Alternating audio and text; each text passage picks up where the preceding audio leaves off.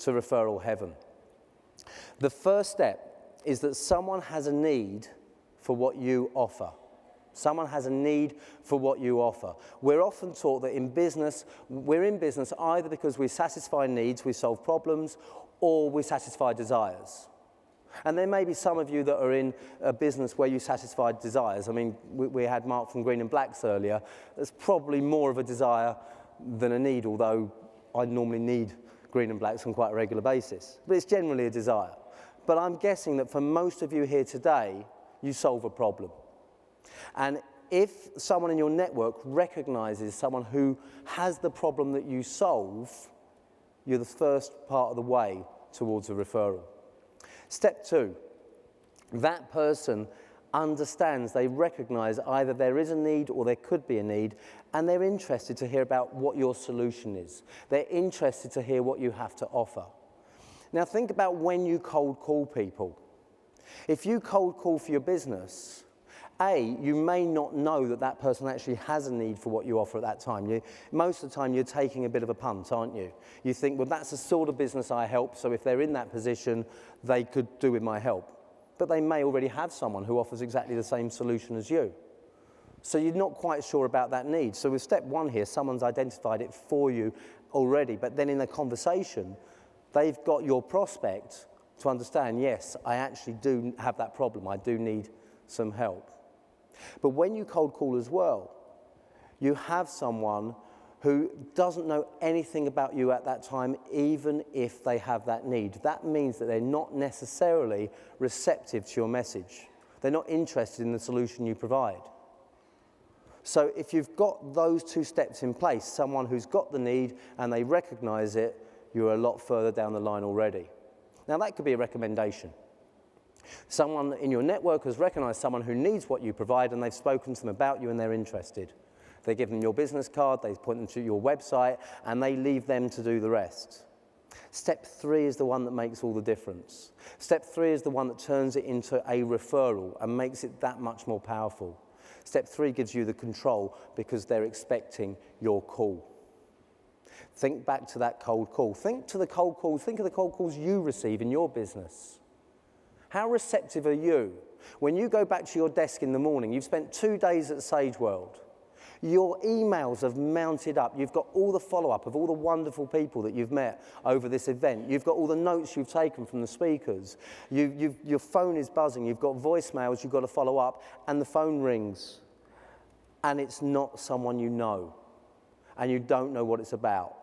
How receptive are you to that call at that time? How fair a hearing will that person get when they ring you? Now change the situation slightly. It's exactly the same, but when the phone goes, you know who they are, you know why they're calling, and you know the relevance to you and your situation. Now, even if you're so swamped you can't deal with it there and then, you'll give them the time of day, won't you?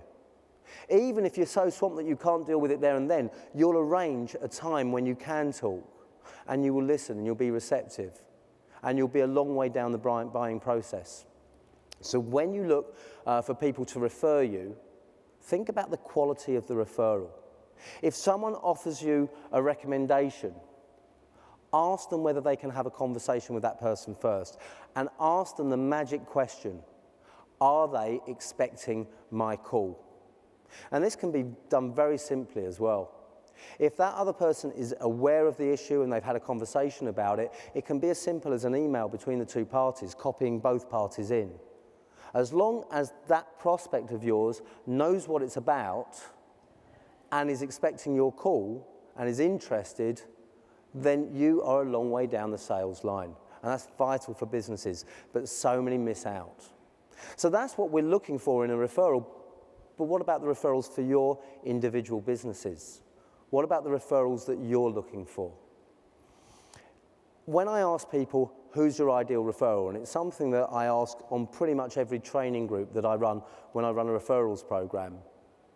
I get a range of answers. But the most common initial response is just a look of bemusement. Because we don't sit and think about that, do we? You've all heard, I'm sure, of the concept of an elevator pitch.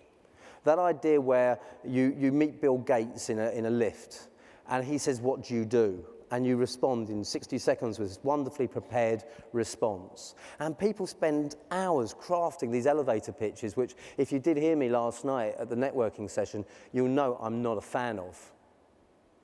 But what you do need to think of, the question you do need to respond to, is how can I help you? Who do you want to meet? Who can I introduce you to when it comes from people who mean it? And we don't spend the time thinking about that. We don't spend the time looking at that. So the first response I get is just a bemused, baffled look. The second response I tend to get will normally be a single client. When you ask someone who their ideal referral is, so many people just picture one single client. How many clients do you need to be successful in your business over the next year? How many conversations do you need to have, even of this quality, with people in that position before you convert them to a customer? If you need 20 customers in a year, and it takes you 4 conversations to convert, or 4 introductions or referrals to convert someone to a customer, that's 80 referrals you need. 80 ideal referrals. Think bigger. When you think about the ideal referral for your business, start thinking about the referrals, the introductions that will make a huge difference to your business. Think about the introductions to people who will become either long-term clients or clients who buy big. Retained clients, preferably. Think about referrals to people, and this is the one that most businesses miss completely, but I think are the most powerful. Think about referrals to introducers. If you're in a bulk business, I mean, Sage is a classic example, lots and lots and lots of clients. You know, one single referral to Sage, as a proportion of the whole, holds negligible value. I'm sure they won't turn it down, but it's not the ideal referral. But a referral to, say, a large accountancy practice, for example, who are talking to lots of small businesses and advising them on the software they use, well, surely that's going to be a lot more powerful. Well, where does that lie for your business? Who are the best introducers for you? Who are the people that you most want to meet who can have an immense power for your business? I do a lot of work with professional services firms, and I do a lot of work with lawyers amongst that. And I've had 2 meetings in the last 3 or 4 weeks that have come through referral that could potentially be worth substantially more than any single referral, because they were referrals to people who advise the biggest law firms in the world at the highest level. Out of that already, I've got an article going into a magazine that goes to marketing people in every law firm and is also read by managing partners. Now, the value to me of that, the potential value, is far higher than an individual referral to a single law firm. So where's that value for your business?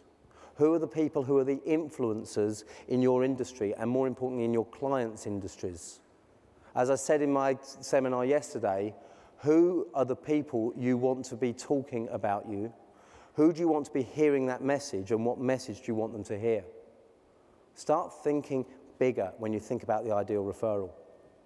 The other thing to think about when you look at ideal referrals is who's asking you, who is making the connection. Because it's actually not as simple as a black and white answer, this is my ideal referral.